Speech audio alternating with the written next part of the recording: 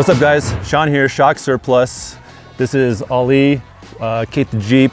He's got a 23 Crosstrek, and this is Eric, American Overland on Instagram. He's got his own Crosstrek. What's up guys? Tell us a little bit about what else you guys drive as well, because when you first appearance, you see the Crosstrek, you might think one thing, but you guys both have ridiculously built Jeeps. So I want to get that background in here before we get into the Crosstreks as well. With the Jeep, I kind of started probably about 6 years ago, and we had an Icon suspension back then, and it rode great. We did EJS, probably one of the first Jeeps with a full tent doing like 3D and the pickle out in Moab. We have the 9200, we have a triple bypass and the standard coilover up front on each corner. Same with the rear. We're kind of wondering what got you into the Crosstreks, and like what really made you decide on that, and like how it felt like the stock, and how we got to this level. Yeah, I think we both wanted a daily driver that was a little bit less punishing on the wallet for your day-to-day, weekly, to and from work, all of that. Crosstrek still fit the bill for like what I wanted. And he got it first. I want like maybe 2 or 3 days of camping. Was it planned? Well, he got his, and we were both looking for that kind of fuel efficient vehicle that could still adventure. So he got his, and he had it. You had yours for like a month or two. And probably about that. Talking about it, I hung out with him. I saw it. I'm like, fuck. You know what? Maybe that's what I need. And so then I went to the dealership. Turns out the one that they had on the lot was another silver sport. Couple of details different, but otherwise you got cool lights on your side mirrors. Tiny little differences, But we got the same exact car. And when we saw it, it's called Project Subaru, by the way. Conjunction with Tread Magazine. Tread Magazine, yeah. So there's a whole series happening in Tread Magazine. Both of these Crosstreks. We heard about the, I don't even remember how we heard about the project, but I immediately knew what I wanted to do, which is run different suspensions for, Eric's more aggressive, needs, Ali's more, family, 2 boys and a wife kind of needs, camping. And so very different like driver attitudes. So I knew this would be a perfect idea to showcase both suspensions, both attitudes, and then also let you guys kind of switch it up and see how each other's felt. That was pretty cool, being able to drive his and seeing what that felt like versus mine. And on my end, it was more like, okay, a family guy maybe isn't going to want to go through buying all the arms and links, and you got quite a few things going on there. Full kit. Yeah, he's got like Rallitek level suspension front to back on his. So that's trailing arms, tow arm, control arm, and sway bar link in the rear, and then in the front, just the sway bar link. I hear that Rallitek might be coming out with something that is going to be a lower control arm for the front, but otherwise the Wilderness control arms from sound pretty good. Outback and Forester, apparently they're all a direct fit right back in, and they're a forged aluminum. So that might be next up here. Might be, yeah. Yeah, any day. I think that some extra like overbuilt in the rear, we should probably give the same treatment to the front.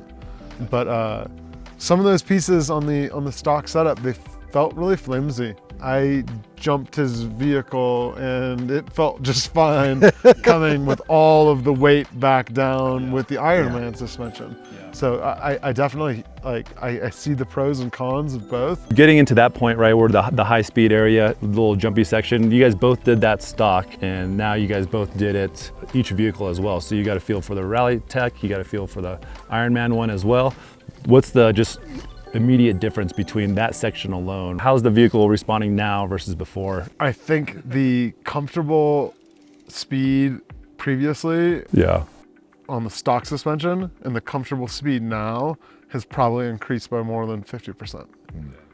Where it's like, if 25 miles an hour was like comfortable over that bump before, where it's like, oh, I don't want to, I could definitely probably add another 12.5 miles an hour to that 25 and hit that bump in the mid 30s to low 40s. Are you feeling bottom out when you come off of it? Landing a jump is different than running the trail hard. Yeah, that's true. So on landing the jump, I definitely had more rebound.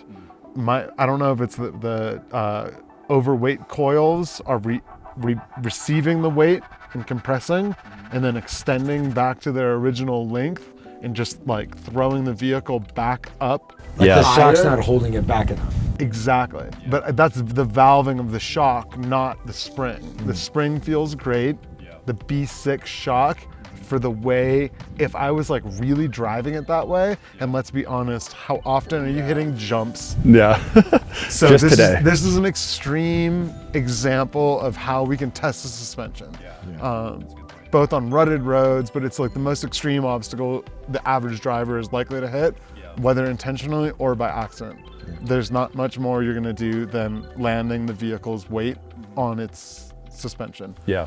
You specifically said in yours, you can feel more of the ruts, more of the chatter compared to his Ironman suspension, right?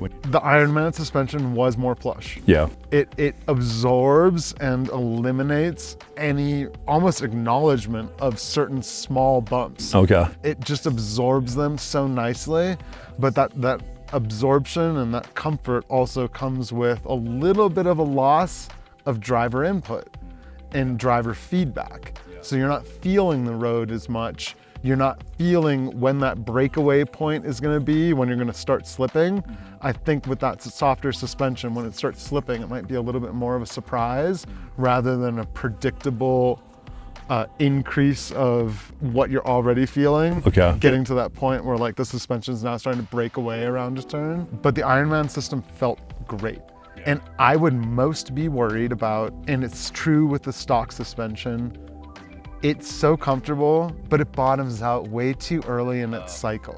Yeah. It's Gotcha. so comfortable and it's so soft that it just bottoms out way too soon. You gotta go 12 to 15 miles an hour when you wanna go 25. With the Ironman setup on the same roads, it offers that Cadillac feel, but it doesn't bottom out even when you're landing it from like literally taking all of the weight off the suspension and dropping it back down on all four corners at the same time. Yours on the Rallitek, you could see it land and then kind of like it have another react, like it would buck up and then land again, right? Yeah. Whereas his, it was, I don't know if you go in different speeds, but I feel like if I had a tighter valve in the shock, it might slow that down a little bit. yeah, slow it down on the impact and slow it down on the rebound. The rebound, yeah. Yeah, the rebound on the Rallitek, the way that I have it set up, the way that I have it weighted, definitely was more dramatic than it was with the Ironman. We have two different setups on the rear. After going on the vehicle's stock and doing the same kind of trails that we just did, stock, I noticed that my front end would really dig in.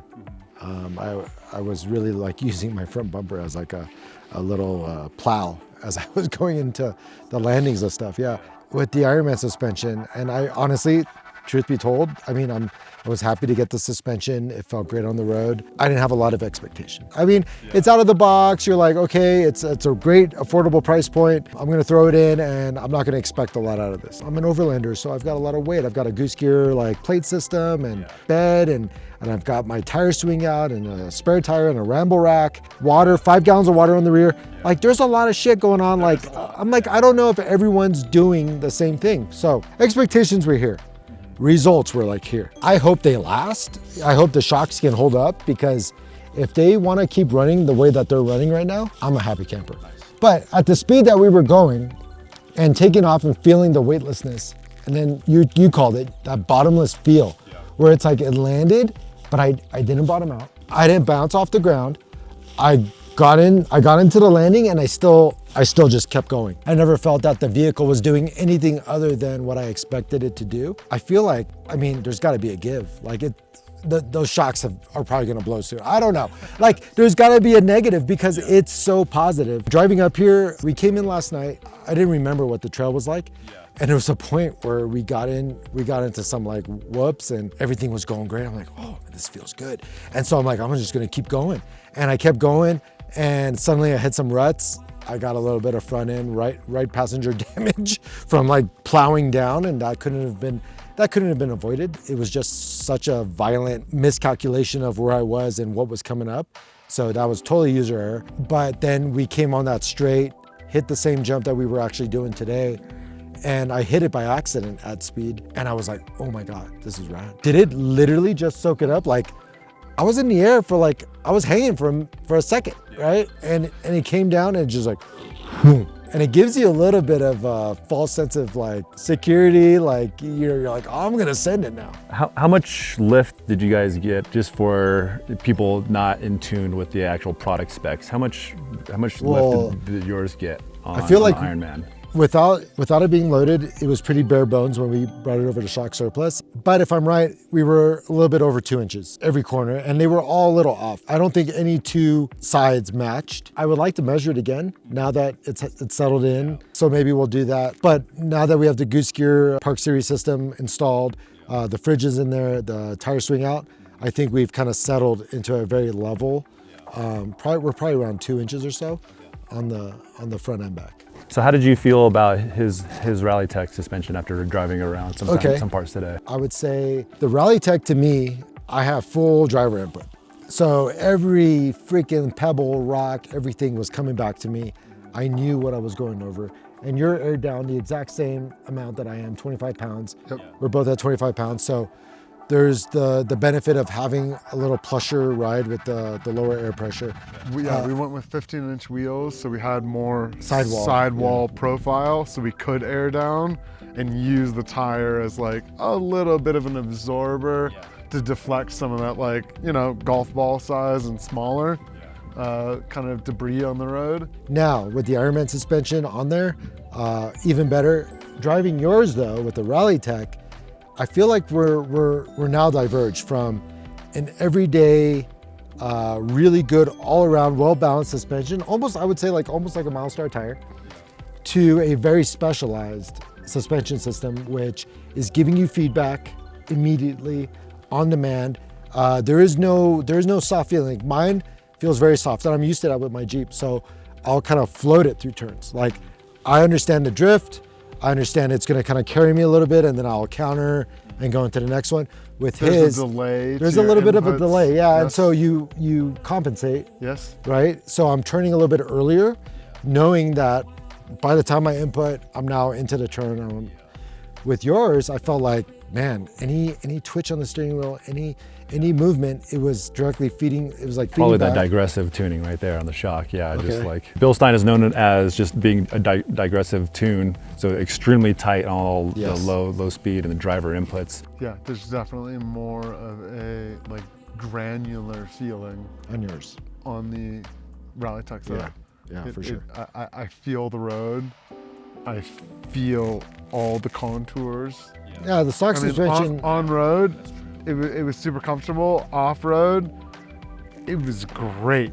It just bottomed out way too soon. Yeah, so that's the thing. I was going to say. It's not that I didn't love the way that it rode off-road. It would just sink through its cycle and hit its terminal max, and you would get that jarring, like, ugh. So it does feel better at slower speeds for sure, right? But then when you do get into higher speeds, you might be getting a little wobbly, which we were just talking, but I think that's where a Bill Stein setup that's where a lot of digressive setups shine, where the faster you go, the smoother you get. So it really feels that way too. Yeah, yeah. I didn't even know that about the valving until we started having that conversation. But the feedback is definitely more pronounced. Oh, way more. There's a numbing effect, like a Novocaine effect of your suspension to the road, where it's like, oh, this is great, I don't feel it.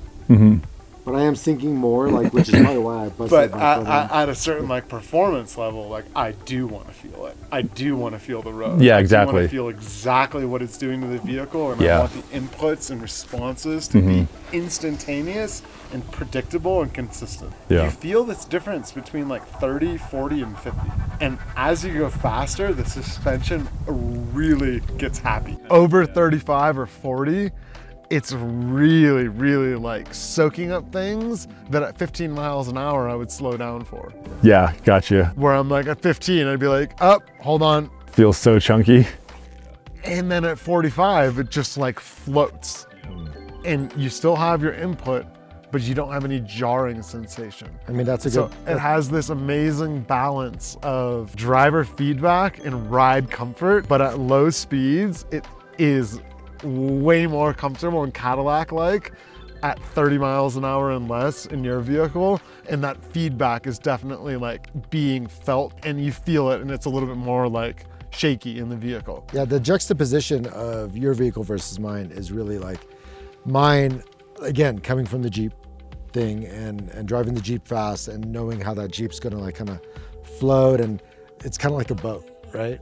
So you're kind of steering a ship, and you know, okay, I'm gonna turn right, but there's gonna be a little bit of a delay. Same with this. Like, I know the turn's coming, I'm gonna kind of kick it into the turn a little bit, and I know it's gonna be a second, a fraction of a second before it really kind of gives me that angle that I'm going for, versus yours going into any turn was kind of like, okay, I'm in the turn. Like, it's the suspension's so stiff and ready and reactive that it's just doing what I want. This one, it's like, it's starting to compress. Like the weight has so much of a say in the response of the steering that it's going to take me a while to really drive this for a minute to understand fully, like at certain speeds, what she's going to do. I'm still learning it actually, because there's so much of a float that happens where I turn, there's like kind of like a float, and then I'm kind of like in, and I'm getting more used to it. The more and more I drive, I'm starting like, okay, right, I'm gonna float a little bit, left, I'm gonna float a little bit. It's like kind of like that drift. I get a similar drift, but it's also like, since the suspension is so stiff, it's a predictable brake. Like you're in it. It's a predictable brake. And so on a couple of opportunities, it's hard to get a full all-wheel drive vehicle sideways. But on a couple of opportunities, I was able to get it sideways, and it has this predictable stiffness and this, like, you feel it's right twitchy when it's gonna brake, and you give the steering wheel a little bit more oversteer, and you give the skinny pedal a little bit more depth, and all of a sudden you're back into like understeer, where now you're a little bit sideways. The amount of weight you're running on this, I would almost like, if I was recommending a product, I would usually recommend firmer shock like the Bilstein for more weight, because of the handling aspect. It seems very clear the Bilstein is meant for much sportier, much more wants the feedback, doesn't maybe thinks of comfort as secondary, or not as important as the confidence and the control, or not as important as the mountain road handling. The clear trade-offs between the systems right now, right? Do you feel like you want any more handling out of these? I feel like I'm getting spoiled right now with the amount of travel that I'm experiencing, and even Ironman was like, well, make sure you talk about the travel. There's more, and it's like, well, I'll talk about it if it exists. It does. It does exist. It does. I can feel you. I would never say anything to anyone that wasn't true, and I'm thoroughly impressed with, like you said, that bottomless feel of when I come off of a jump and it just soaks it, and I'm not bouncing. I'm just like soaking it, and I'm going on. I mean, it was so much fun getting it off the ground and hitting, and knowing that as soon as I hit, I still had control. I definitely still had control, but I had way more bounce. Yeah. I definitely felt like your shocks had a longer period of compression and rebound, slowing down the feedback. That's a feature of these. It's not like you have longer control arms, so they're doing it through the shock. Yeah. And the shock has what seems like a longer path of travel on which it slows down the feedback. I guess I should have did my homework to see what the travel numbers difference were between these, right. But we can post those in the video. We'll post that up here on the video right here. The travel numbers. Now you're committed. Yeah, let's do a before and an after on both right here. One thing I will say though that I see on his is he's upgraded a lot of his arms and whatnot. I don't have a lot of confidence in this kind of folded sheet metal that are my lower. Well, you've already messed it up, so there's probably more damage under there from today. And I really think there is value in upgrading a lot of these arms, the lower control arm. I mean, we've learned from the truck world and the Jeep world, like you could buy badass shock and a coilover system, but then everything else starts becoming the limiting factor. The weakest link. The weakest link, right? And you start chasing that. And that's the great thing about Rallitek is like you get the bulletproof, like everything kind of front to back. Any moving part is like, they make the components for all of the like subframe below equipment. So if it's below the subframe and it's connecting, like they make all of those components. A lot of the other companies make like a lower control arm or a sway bar link. but I couldn't find anyone that was making the toe arms, the traction, like it's a bespoke set track bar for somebody who really wants performance out of their vehicle. Yeah, and just to overbuild it, like if you're gonna go do this stuff, like, yeah, you should probably overbuild that low-hanging parts that are likely to take a smacking from like a decent size And it's rock. fully adjustable, right? Like you have different adjustments now that you have. And the system feels way better after getting it professionally aligned. Yeah. Like laser alignment rack, it definitely felt better. It went through the cycle. One of the things we have to touch on here, because there is a massive difference in the price here also, right? What is that? I don't even know. Like the Ironman system, I think is like $1,000 for all 4 corners. Oh wow, that's And so then- cheap for what you get. Exactly. Ironman 4-corner coilovers, bolts right in. I think it's about $1,000 or $1,200. Comes with subframe spacers. There's a little bit more work. It's not just swapping out the springs and struts. It's also like some spacers that you're gonna have to do, but I don't think it was anything super massive. And the Rallitek kit with the Bilsteins, so Rallitek is coiling the springs and tuning, and they make some offset adapters to correct alignment on the spacer hats for the struts. What did But what was that retail on I the? think they're $1,000 for the front and $1,000 for the Oh rear. wow, so now we're. So I think you're in at about like $1,050 for each. So you're about $2,100. Is that including the arms and stuff?